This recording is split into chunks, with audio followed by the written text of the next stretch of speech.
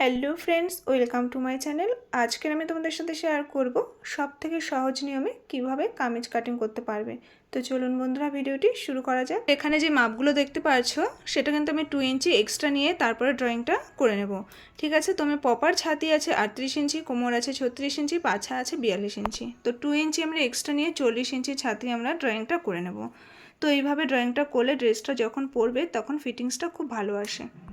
এখানে কাপড়টা কিভাবে ভাঁজ করব দেখে নাও। তো দুটো ভাঁজ করে নিয়েছি প্রথমে, এরপরে 4 ভাঁজ করে নিলাম। তো এই 4 ভাঁজটা কিভাবে করতে হবে, হিপ সাইজ যতটা থাকবে তাকে 4 ভাগ করে 1 ভাগ নিয়ে তার সাথে আরও 3 ইঞ্চি এক্সট্রা নিয়ে নিতে হবে। ঠিক আছে, হাতের দিকে আসলো জয়েন্ট সাইড, অপর দিকে আছে খোলা সাইড। তো জয়েন্ট সাইড থেকে আমাদের ড্রয়িংটা করে নিতে হবে। তো প্রথমে 1/2 ইঞ্চ ওপর থেকে ছেড়ে আমরা ড্রয়িংটা করে নেব। এবার প্রথমে লম্বার মাপ নিয়ে নেব।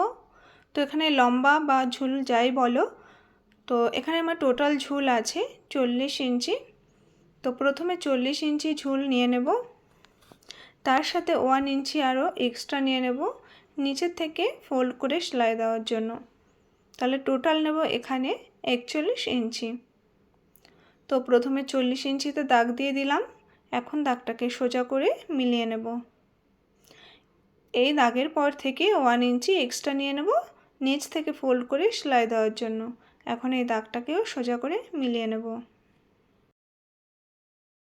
এরপর এখান থেকে কাঁধের মাপ নিয়ে নেব। তো 40 সাইজের জন্য কাঁধের মাপ নেব 7.5 ইঞ্চি।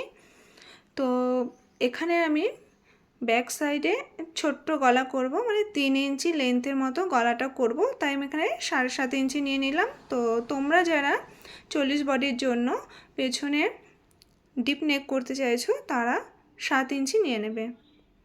তো এখন দাগটাকে সোজা করে মিলিয়ে দেব।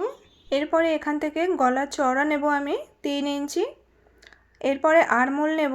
তো এখানে পুট ডাউন করে নিয়েছি 1/2 ইঞ্চি। এখন গলার চওড়ার সাথে পুট ডাউনটা এভাবে মিলিয়ে নেব। এখন আর্মহোলের মাপটি নিয়ে নেব।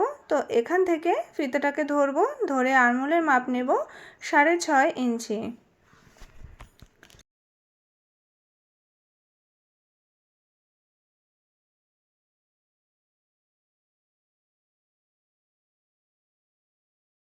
এরপরে হিপ লম্বা কোমর লম্বা নিতে হবে। তো তার জন্য লেন্থ হিসাবে আমাদের হিপ লম্বা নিতে হয়। তো এখানে আমি 40 ইঞ্চি লেন্থ রেখেছি, তার জন্য হিপ লম্বা নেব এখানে 20 ইঞ্চি। তো এখানে 20 ইঞ্চি নিয়ে নেব। এরপরে ফিতেটাকে দেখো আর্মহোলের কাছ থেকে আর হিপ লম্বার কাছ থেকে মানে মাঝামাঝি ধরে এইভাবে কোমর লম্বা নিয়ে নেব। তো এখন দুটো দাগ সোজা করে মিলিয়ে নেব। এরপরে আমরা চেস্টের মাপ নিয়ে নেব।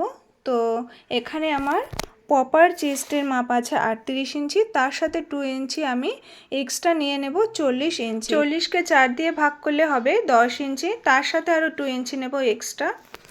কোমরের সাইজ আছে এখানে 36 ইঞ্চি, তার সাথে আরও 2 ইঞ্চি আমি এক্সট্রা নিয়ে নেব 38 ইঞ্চি। তাহলে 38কে 4 দিয়ে ভাগ করলে কত হবে, 9.5 ইঞ্চি।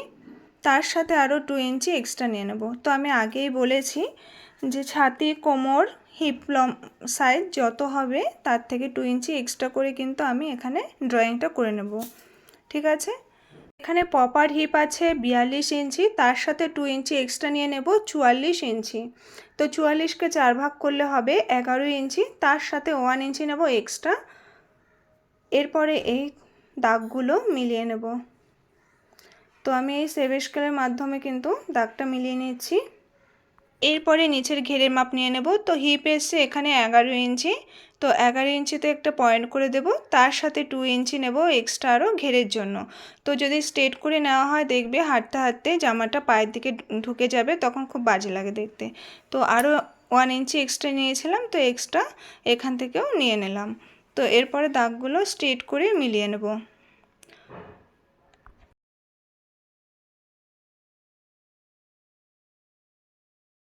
এরপরে গলার ডিজাইনটা করে নিয়েছি। তো গলার চওড়া এখানে আমি 3 ইঞ্চি নিয়েছিলাম এবং গলার পিছনের লম্বাটা নিয়েছি 3.5 ইঞ্চি এবং সামনের গলার লম্বা নিয়েছি 5.5 ইঞ্চি।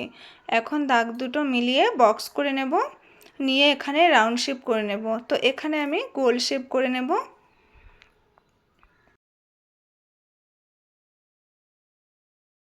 এখন আরমোলের কাছ থেকে শেপ দিয়ে নেব। তো 1 ইঞ্চিতে ওপরে একটি পয়েন্ট করে দিয়ে এইভাবে শেপটা মিলিয়ে দিলাম। তো এটা হচ্ছে ব্যাক পার্টে। আর সামনের পার্টের থেকে দেখো এখানে ফিতেটা ধরে 1/2 ইঞ্চি ভেতর থেকে এইভাবে দাগটা দিয়ে মিলিয়ে নেব। আর ভেতর থেকে তালপাটের শেপটা আমি দিয়ে নেব। তো সামনের দিক থেকে তালপাটের শেপ হয়, তো ভেতর থেকে 1/2 ইঞ্চি মতো দেখো এইভাবে তালপাটের শেপটা দিয়ে নিচ্ছি। তো এখানে আমার সমস্ত কিছু ড্রয়িং করা হয়ে গেছে, এখন কাটিং করে নেব।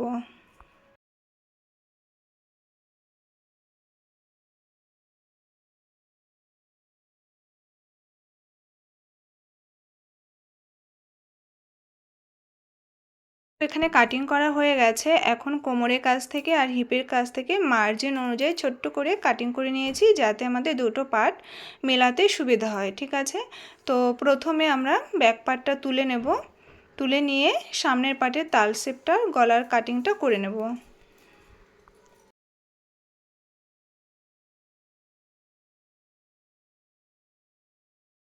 তো এখানে কামিজ কাটিংটা হয়ে গেছে, এখন কিন্তু আমরা হাতা কাটিং করে নেব। এখন হাতা কাটিং করব। তো যে কাপড়টা আমার বেছে ছিল সেখান থেকে আমি হাতা কাটিং করে নেব। তো যেহেতু দুটো হাতা একই সাথে কাটিং করব, তো আমি কাপড়টিকে 4 ভাঁজ করে নিয়েছি। এবার সবার প্রথমে হাতা লম্বার মাপটি নিতে হবে। তো হাতা লম্বা যা থাকবে তার সাথে আরও 1 ইঞ্চি এক্সট্রা নেবে। তো যদি তোমরা আলাদা করে পট্টি দিতে চাও তাহলে কিন্তু 1 ইঞ্চি এক্সট্রা নিতে হবে। তো যেহেতু আমার এখানে একই কালার রয়েছে, আমি 2 ইঞ্চি এক্সট্রা নেব, কারণ এটা একবারে আমি ফোল্ড করে সেলাই দিয়ে নেব। আর 3 ইঞ্চি নিচে আরও একটি পয়েন্ট করে দিয়েছি এখানে আরমোলের শেপ দেওয়ার জন্য। এখন দাগ দুটো এইভাবে সোজা করে নিলাম। এখন আমরা মোহরি মাপ নিয়ে নেব হাতার। তো হাতার মোহরি মাপ যা থাকবে তাকে হাফ করে নিয়ে তার সাথে আরও 1.5 ইঞ্চি এক্সট্রা নিয়েছি। এখন ব্যাক পার্টের অংশ থেকে আমরা আরমোলের মাপটা নিয়ে নেব। তো একদম কাঁধ থেকে ফিটিংস লাইন পর্যন্ত এসছে আমার 7 ইঞ্চি। তো 7 ইঞ্চি নিয়ে নিলাম, তার সাথে আরও 2 ইঞ্চি এক্সট্রা। তো এখানে আমার একটু কাপড় শর্ট পড়েছে, পরে আমি জয়েন্ট করে দেব। এরপরে এইভাবে আরমোলের শেপটা দিয়ে নিচ্ছি। তো ওপর থেকে 2 ইঞ্চি মতো ছেড়ে এভাবে সুন্দর করে আরমোলের শেপটা দিয়ে নেবে।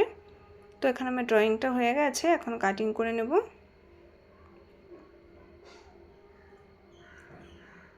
এরপরে সামনের দিক থেকে আমাদের তালপাটের কাটিংটা করে নিতে হবে। তো জয়েন্ট সাইড থেকে 1 ইঞ্চির মতো কাপড়টা ছেড়ে তারপরে এভাবে তালপাটের শেপটা দিয়ে নিয়েছি। তো কামিজ কাটা পুরো কমপ্লিট হয়ে গেছে। তো ভিডিওটা আমার এই পর্যন্তই ছিল। তোমাদের কোনো বুঝতে সমস্যা হলে অবশ্যই কমেন্ট করে জানাবে।